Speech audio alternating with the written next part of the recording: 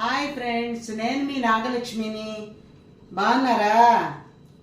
దిబ్బ రొట్టె దొండకాయ వేపుడు, దొండకాయ పకోడీతో మీ ముందుకు వచ్చేసాను.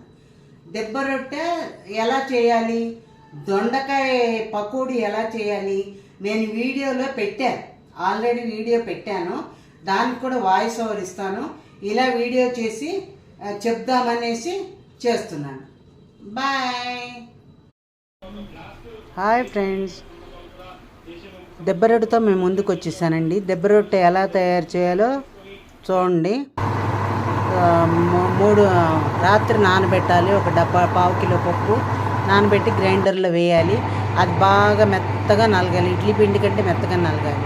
నలిగాక బియ్యపు రవ్వ కలుపుకోవాలి. అందులో ఇట్లా గరగర అనేటట్టుగా కలుపుకోవాలి. కలుపుకొని నానబెట్టండి. మధ్యాహ్నం దాకా నానబెట్టి రొట్టె వేసుకోవాలి. మధ్యాహ్నం దాకా నానాక అప్పుడు రొట్టె వేసుకుంటే మృదువుగా వస్తుందన్నమాట. ఎంత బాగుంటుందోనండి. ఆ నూనెలో వేసుకుని ఎర్రగా కాలాక మళ్ళీ తిప్పుకోవాలి.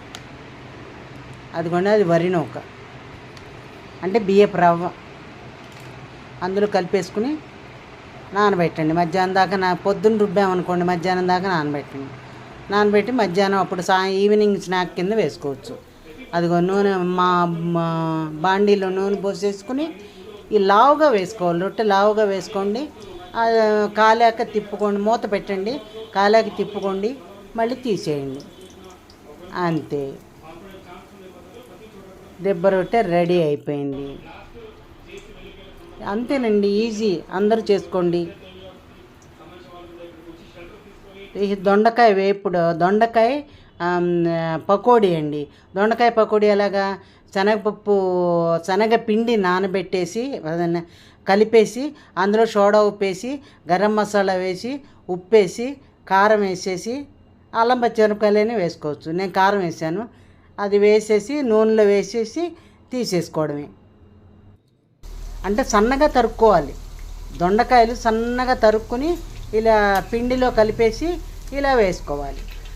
అంతే, దొండకాయ పకోడీ రెడీ. అలా వేసి ఎర్రగా కాలాలి. ఎర్రగా కాలాక తీసుకోండి. అవి అన్నంలో కూడా బాగుంటాయండి. ఈ స్నాక్స్గానే కాదు, అన్నంలో కూడా బాగుంటాయి. అలా ఎర్రగా కాలాక తీసుకోండి. అయిపోయింది.